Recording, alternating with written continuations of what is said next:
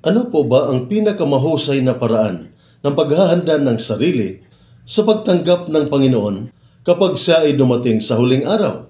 Ako po si Father Dion ng Post-Catholic Chaplain ng Headquarters at Headquarters Support Group Philippine Army. At ito po ang salita ng Diyos, ang ating gabay.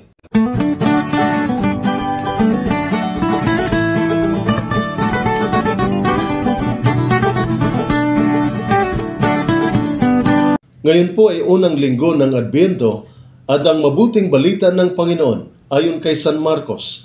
Papuri sa iyo, Panginoon. Magbantay kayo at maging handa dahil hindi ninyo alam kung kailan ito mangyayari. Ang katulad nito ay isang taong maglalakbay sa malayo. Iniwan niya ang kanyang tahanan sa pamamahala ng kanyang mga utusan. Binigyan niya ang bawat isa ng kanya-kanyang gawain at inutusan niya ang tanod na magbantay. Gayon din naman, magbantay kayong lagi dahil hindi ninyo alam kung kailan darating ang Panginoon ng sambahayan. Maaring sa takip silim, sa hating gabi, sa madaling araw, o kaya'y sa umaga. Baka siya'y biglang dumating at maratnan kayong matutulog.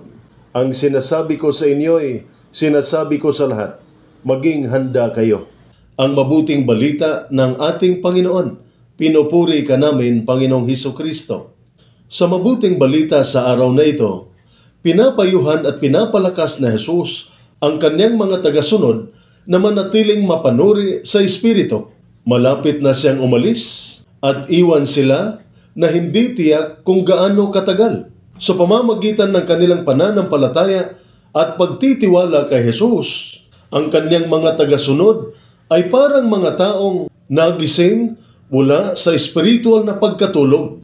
Ngunit ang panahon ng kanyang pagkawala ay magiging panahon ng pagsubok para sa kanilang pananampalataya kung saan sila ay maaring matukso na magiging complacent at matamlay.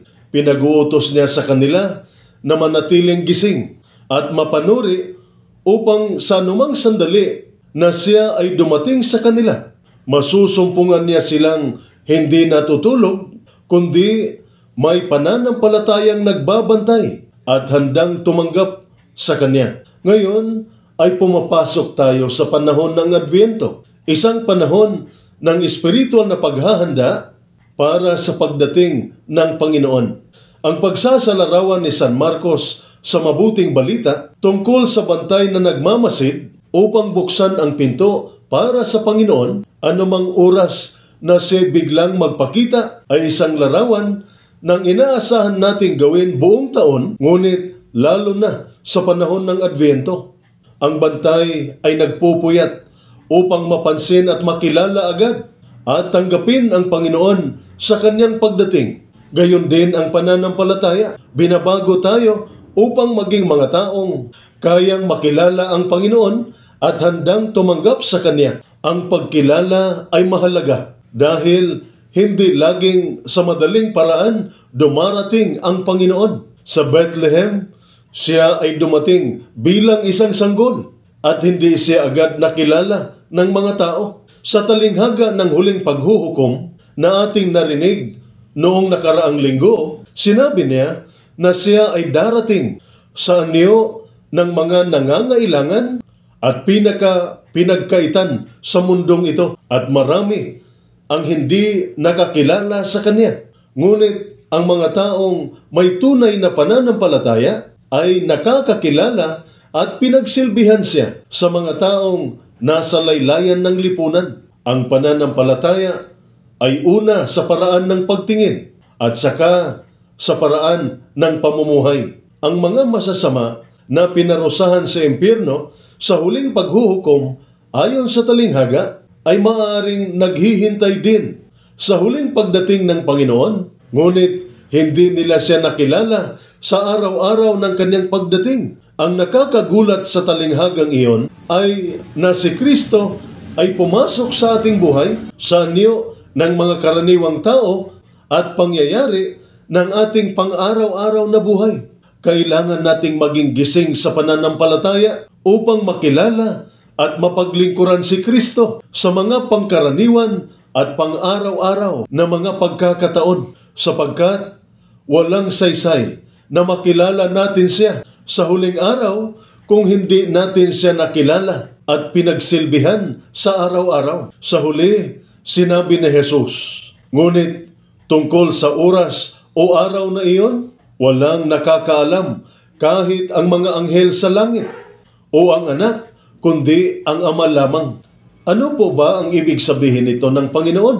Ang kasabihang ito ay maaring intindihing literal. Ibig sabihin, hindi talaga alam ni Jesus ang oras o petsa ng huling araw. At maaari din itong intindihin na isang pamamaraan ni Jesus upang pigilan ang mga alagad na igugol ang kanilang panahon sa pagtuklas sa eksaktong araw ng kanyang pagdating. Sa parihong sitwasyon, pareho pa rin ang implikasyon para sa atin. Tigilan ang walang kabuluhang pagsasaliksik tungkol sa petsa ng huling araw. Buksan ang ating mga mata sa pananampalataya upang makita ang Diyos na nariyan at aktibo sa ating buhay at sa mundo. Buksan ang ating puso at ang ating mga tahanan sa Panginoon sa araw-araw niyang pagpunta at pagdating sa atin sa anyo ng taong nangangailangan. Ito ang pinakamahusay na paraan upang ihanda ang ating sarili sa pagtanggap ng ating Panginoon kapag siya ay dumating sa huling araw. Ito po ang salita ng Diyos, ang ating gabay. Manalangin tayo.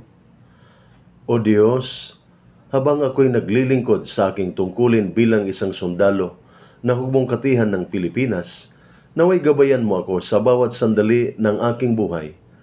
Ayon sa mabuting balita sa araw na ito, ipinapaalala mo sa akin na dapat akong maging mapanuri at handa sa bawat oras. Tulungan mo akong maging mapagmatiyag sa aking kapaligiran at magkaroon ng tapat na dedikasyon sa aking tungkulin. Naway matagpuan mo akong tapat at handang harapin ang anumang hamon sa buhay at sa paglilingkod sa bayan. Amen. At sumainyo at sa inyong pamilya ang pagpapala ng makapangyarihang Diyos, Ama, Anak, at Espiritu Santo. Amen.